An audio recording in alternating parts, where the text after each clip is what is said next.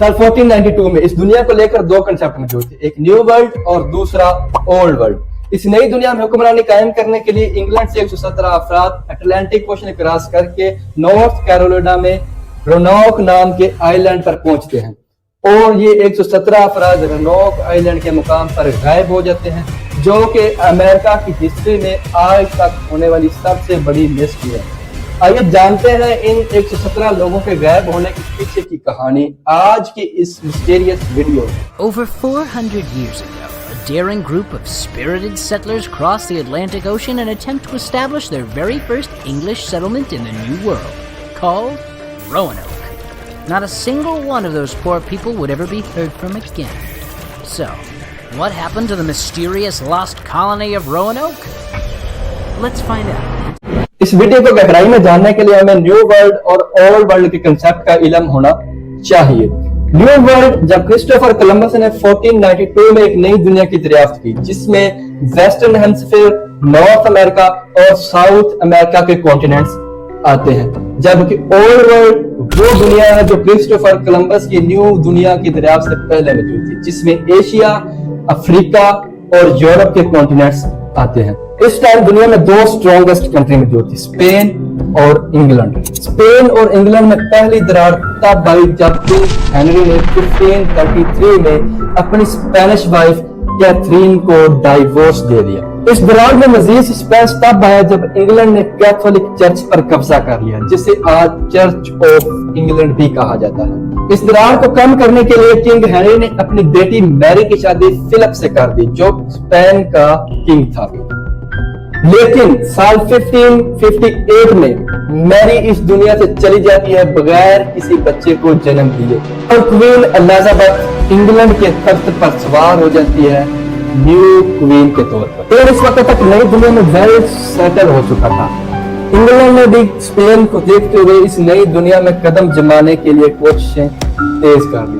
Sir Gilbert और sir Walter rally ने queen Elizabeth को यह बताया कि किस तरह न्यू वर्ल्ड में बस्तियों पर कब्जा करके मैक्सिको और नॉर्थ अमेरिका पर हमला किया जा सकता है और गोल्ड और सिल्वर की ट्रेडिंग करके एक स्ट्रॉन्गेस्ट कंट्री बना जा सकता है। इस चीज को मद्देनजर रखते हुए क्वीन एलिजाबेथ ने सर गिलबर्ट और सर वाल्टर रैली के जिम्मे इस न्यू वर्ल्ड में पहली इंग्लिश कॉलोनी कायम करने की जिम्मेदारी लगा दी। इस नई दुनिया में कॉलोनी कायम करने के लिए सर गिलबर्ट ने कोशिशें स्टार्ट कर दी, लेकिन वो इन कोशिशों के दौरान ही इस दुनिया से चल बसा और पहली इंग्लिश कॉलोनी बनाने में नाकाम रहा। साल 1885 में सर गिलबर्ट रैली ने एक कॉलोनी को स्पॉन्सर किया, जिसमें 600 सोल्जर शामिल थे, जो इस नई दुनिया में पहली इंग्लिश कॉलोनी बनाने जा रहे थे। लेकिन ये कॉलोनी वहां मौजूद ट्राइब्स के दरमियान कॉन्फ्लिक्ट की वजह से नाकाम हो गई। साल 1587 में सर वाल्टर रैली ने एक और इंग्लिश कॉलोनी को स्पॉन्सर किया। इस कॉलोनी में कुल 117 अफराद शामिल थे, जिनमें 15 औरतें और 9 बच्चे मौजूद थे। इस कॉलोनी को लीड किया जा रहा था जॉन वाइट की तरफ से। इस कॉलोनी को नॉर्थ कैरोलिना में रोनोक आइलैंड पर पहुंचने में 4 माह का एक लंबा अरसा लगा। ये रोनोक आइलैंड पर पहली इंग्लिश कॉलोनी होने वाली थी। इस कॉलोनी के गवर्नर जॉन वाइट मुकर्रर कर दिए जाते हैं और एक ही साल बाद कुछ हार्श कंडीशन और फूड सप्लाईज की कमी की वजह से जॉन वाइट को वापस इंग्लैंड आना पड़ता है और वो रोनोक कॉलोनी पर लोगों को यह कहकर आते हैं कि वो क्रिसमस पर वापस लौट आएंगे।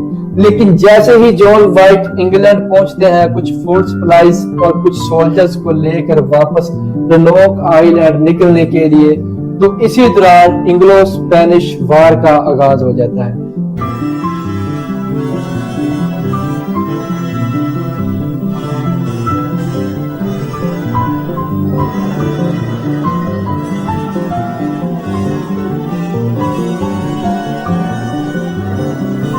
जिस वजह से क्वीन एलिजाबेथ शिपिंग पर मुकम्मल तौर पर पाबंदी लगा देती है और जॉन वाइट को वापस रोनोक आइलैंड पहुंचने पर 3 साल का एक लंबा अरसा लग जाता है। साल 1590 में जब जॉन वाइट रोनोक आइलैंड पर पहुंचते हैं तो वो देखते हैं कि यहाँ पर ना ही कोई कॉलोनी मौजूद है और ना ही कोई लोग और ना ही लोगों का कोई निशान।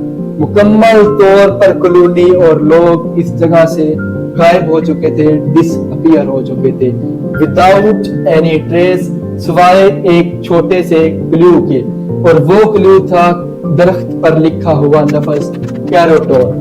कैरोटोन आज समझा जाता है कि 50 माइल्स दूर एक आइलैंड है जिसे हैटर्स नाम के तौर पर जाना जाता है। इस तरह 117 अफराद के रोनोक आइलैंड पर गायब होने के बाद कुछ थ्योरीज ने जन्म लिया।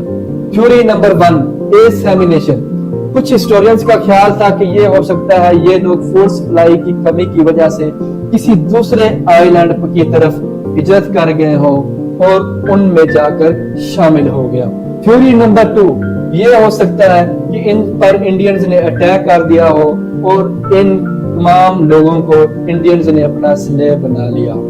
थ्योरी नंबर 3, ये हो सकता है कि ये लोग इंग्लैंड वापसी पर अटलांटिक ओशन की गहराइयों में बह गए हों। थ्योरी नंबर 4, कुछ हिस्टोरियंस का ये मानना है कि शायद इन लोगों ने किसी ऐसे डिजीज को फेस किया हो जो आज से पहले इन्होंने इंग्लैंड में कभी फेस ना की हो। हिस्टोरियंस का ये मानना है कि जितनी छोटी कॉलोनी होगी डिजीज का वाइड स्प्रेड भी इतना ही तेज होगा, इतना ही ज्यादा होगा।